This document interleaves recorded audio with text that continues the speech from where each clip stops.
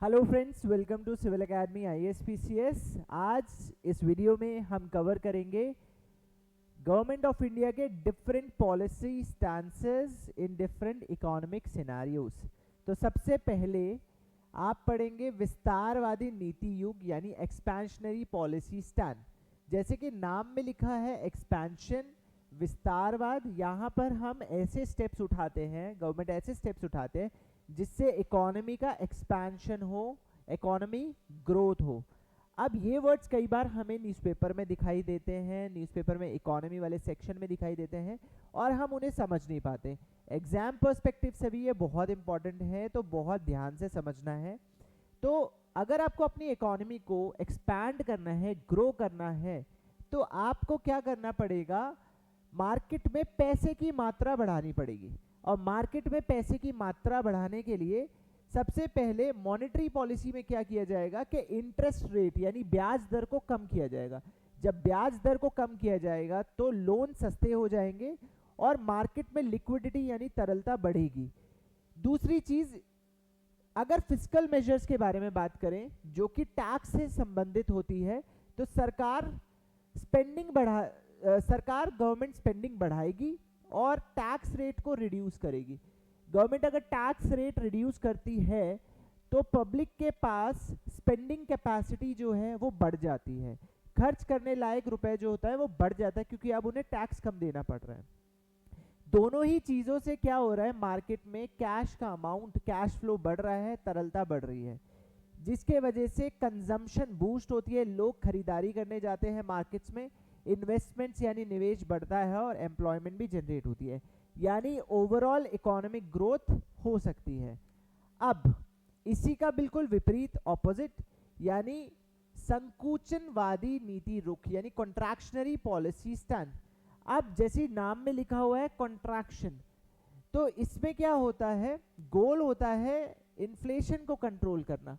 अब जब मार्केट में तरलता ज़्यादा हो जाती है, लोगों के पास अधिक मात्रा में धन होता है, कैश ज़्यादा होता है, तो everyone goes to the market to buy, जिसके वजह से डिमांड बढ़ जाती है और डिमांड यानी मांग के बढ़ने के वजह से महंगाई बढ़ती है।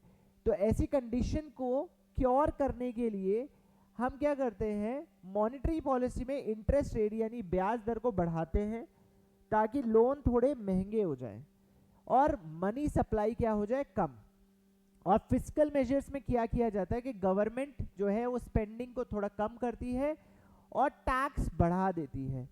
ये मॉनेटरी एंड फिस्कल मेजर्स हैं गवर्नमेंट की कॉन्ट्रैक्शनरी पॉलिसीज में। अब इसका इफेक्ट क्या आता है, लोगों के हाथ में जब धन कम होता है उसके वजह से डिमांड यानी मांग में कमी देखने को मिलती है और इन्फ्लेशन को ये कर्ब कर सकता है, इन्फ्लेशन को कंट्रोल में ला सकता है। तीसरा है न्यूट्रल पॉलिसी स्टैंस, जैसा कि नाम में है, जो है वो है।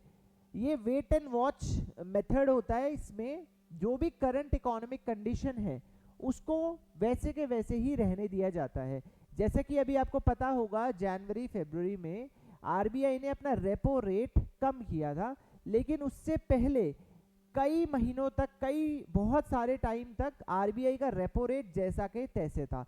उस टाइम पे आरबीआई ने मॉनेटरी पॉलिसी में न्यूट्रल पॉलिसी स्टैंस फॉलो किया था। तो यहाँ पर कोई सिग्निफिकेंट चेंज नहीं किया जाता, जिसकी वजह से मार्केट में लिक्विडिटी में भी कोई बदलाव देखने को, ज़्यादा बड़ा बदलाव देखने को नहीं मिलता। तो ये वेट एंड वॉच अप्रोच होती है। इसके बाद हम पढ़ते हैं एकोमोडेटिव पॉलिसी स्टैंस यानी सहयोगी नीति रुख। इसमें गोल क्या होता है, जो इकोनॉमिक ग्रोथ है उसको सपोर्ट करना वाइल अलाउइंग सम इन्फ्लेशन। अभी हमने देखा जब हम first and second policy stance पढ़ रहे थे कि इकोनॉमिक ग्रोथ एक्सपेंशन के दौरान होती है एंड कॉन्ट्रैक्शनरी पॉलिसी गवर्नमेंट कब अपनाती है, इन्फ्लेशन को कंट्रोल करने के लिए। बट आप याद रखिएगा, not every kind of inflation is bad. creeping inflation which creeps in slowly, that is 3.5-3.6%, जो कि अभी इंडिया का फरवरी 2025 के अकॉर्डिंग इन्फ्लेशन का जो रेट था, that is good for economy.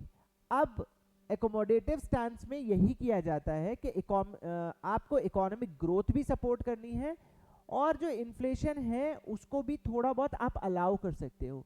क्योंकि जब प्राइजेस में सुधार होता है, जब प्राइजेस बढ़ते हैं तो उससे मैन्युफैक्चरर्स प्रॉफिट कमाते हैं और उस प्रॉफिट के वजह से नया एम्प्लॉयमेंट क्रिएट हो सकता है। नया एम्प्लॉयमेंट क्रिएट होता है, लोगों की स्पेंडिंग पावर इस तरीके से भी बढ़ती है एंड ओवरऑल इकोनॉमिक ग्रोथ देखने को मिलता है। एक्शन क्या करता है सेंट्रल बैंक? इंटरेस्ट रेट को तो कम ही रखते हैं क्योंकि इकोनॉमिक ग्रोथ को सपोर्ट करना है, यानी मार्केट में लिक्विडिटी बढ़नी चाहिए। साथ ही साथ इन्फ्लेशन जो है अगर वो टारगेट से थोड़ी सी ज़्यादा रहे तो कोई दिक्कत नहीं है। सरकार का मानना रहता है कि थोड़ी सी ज़्यादा अगर इन्फ्लेशन रहती है तो वो इकोनॉमिक ग्रोथ को बूस्ट कर सकता है। ठीक है, तो ये जो स्टांस है ये बोरोइंग एंड इन्वेस्टमेंट जो है उसको एनकरेज करता है, इफेक्ट करता है। अगला है सख्त नीति रुख यानी हॉकिश पॉलिसी स्टैंस। ये टर्म्स बहुत इंपॉर्टेंट है, आप बार बार न्यूज़पेपर्स में देखोगे, मैं बार बार बता रहा हूँ, लेकिन हम लोग इस तरह की टर्मिनोलॉजीज वीडियोस में कवर करते रहते हैं, इस वजह से आपको लगातार हमसे जुड़े रहना चाहिए।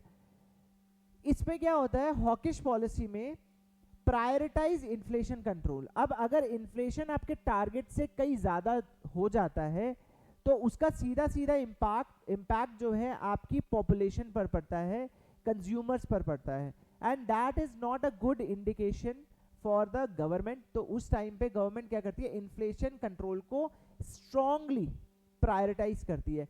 और हमने देखा इन्फ्लेशन कंट्रोल को प्रायोरिटाइज करने के लिए गवर्नमेंट डिमांड पुश इन्फ्लेशन जो है, डिमांड पुल इन्फ्लेशन जो है उसको टैकल करने की कोशिश करती है। कैसे? मनी सप्लाई को कम करके। और मनी सप्लाई कैसे कम करते हैं? इंटरेस्ट रेट को बढ़ा के और लिक्विडिटी को थोड़ा सा टाइटन करके, यानी तरलता को कम कर दिया जाता है, कैश फ्लो को कम करने की कोशिश किए जाते हैं और इसके लिए अलग अलग मेथड्स इस्तेमाल किए जाते हैं। इफेक्ट क्या आता है इसका कि जो इन्फ्लेशन बढ़ती जा रही थी उसको कर्ब करने के लिए, बहुत ज़्यादा इफेक्टिवली कर्ब करने के लिए ये इस्तेमाल होता है। देन इसका बिल्कुल ऑपोजिट डॉविश पॉलिसी स्टैंस, नरम नीति रुख, इसमें ग्रोथ को ज़्यादा प्रायोरिटाइज किया जाता है और एम्प्लॉयमेंट को। Sometimes expansionary and contractionary policies की जगह आप हॉकिश एंड डॉविश वर्ड्स भी इस्तेमाल होते हुए देख सकते हो। ये इस पर बहुत ज़्यादा कोई डिफरेंस नहीं है। अब डॉविश पॉलिसी में हम वही करते हैं जो कि हम क्या करते हैं, जो हमने पहले पढ़ा है, यानी सेंट्रल बैंक क्या करेगा, इंटरेस्ट रेट को लो कर देगा और अगर तब भी लो करेगा even if inflation risk exist, अगर इन्फ्लेशन का खतरा है तब भी। इसका इफेक्ट क्या होता है कि आप लगातार मार्केट में स्टिमुलस पैदा करना चाह रहे हो, मार्केट में लगातार कैश फ्लो या लिक्विडिटी पैदा करना चाह रहे हो। ये ऐसी कंडीशन में होता है जब जो मार्केट्स हैं वो ग्रोथ के लिए थोड़ी डेस्परेट होती है।